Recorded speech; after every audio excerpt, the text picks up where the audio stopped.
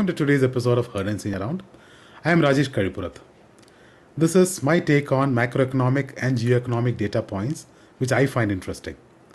I hope you enjoy watching it as much as I enjoyed curating it. Cheers.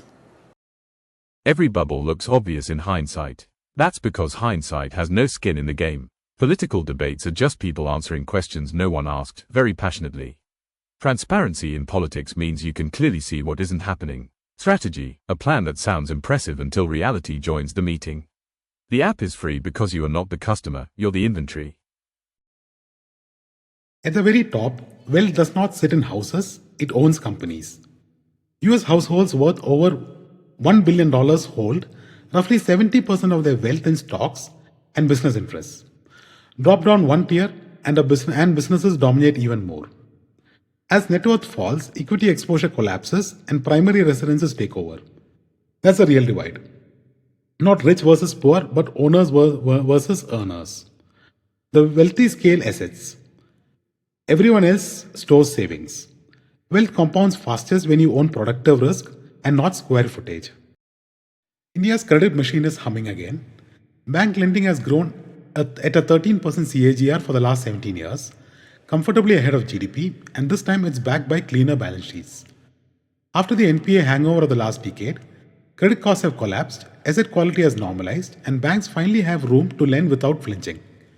That's why credit to GDP ratio is rising again. This is not another reckless cycle, it's a repair-led expansion, slow, steady, and surprisingly durable. This is not just a one-sector splurge anymore. India's Capex cycle is finally spreading out. Asset-heavy industries are investing again, and asset-light sectors aren't sitting out either. That matters because narrow Capex booms fade fast. Broad ones stick. More companies crossing the $100 million Capex threshold means confidence is moving beyond a few balance sheets. Capex follows visibility, not hope. And visibility at last looks decent. India's annualized goods trade deficit is running near $300 billion, and two items explain most of it. Oil at $180 billion and electronics at $109 billion.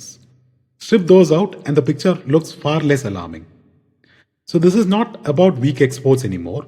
Exports have held up. It's about energy dependence and digital consumption outpacing domestic capacity. One is geopolitical, the other is industrial. Disinvestment is struggling, but dividends are doing the heavy lifting. In FY26 so far, the centre has already pocketed 41,478 crores from central public sector enterprise dividends, more than 5 times what SS sales delivered. Coal India, ONGC and NTPC are effectively acting like cash machines and not sale candidates. This shifts the fiscal playbook.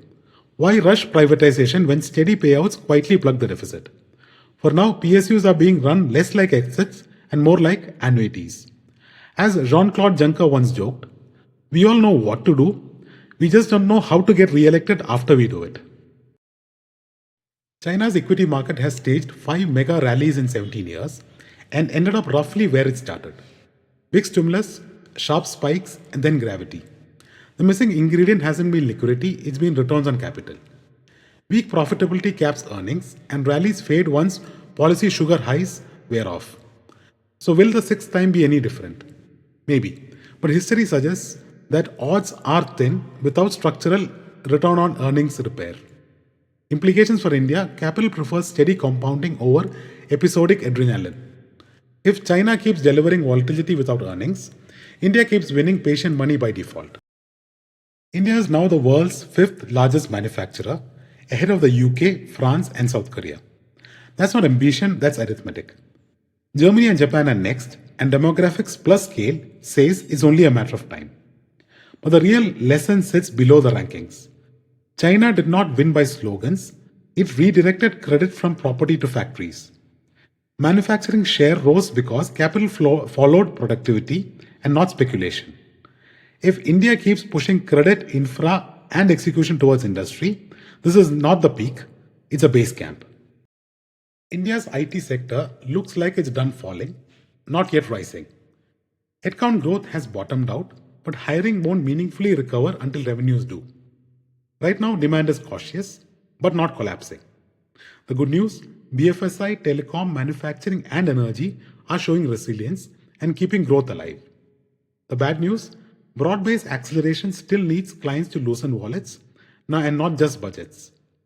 This is a pause and not a pivot. IT hiring usually follows revenue, always has and always will. This is my last note of the year.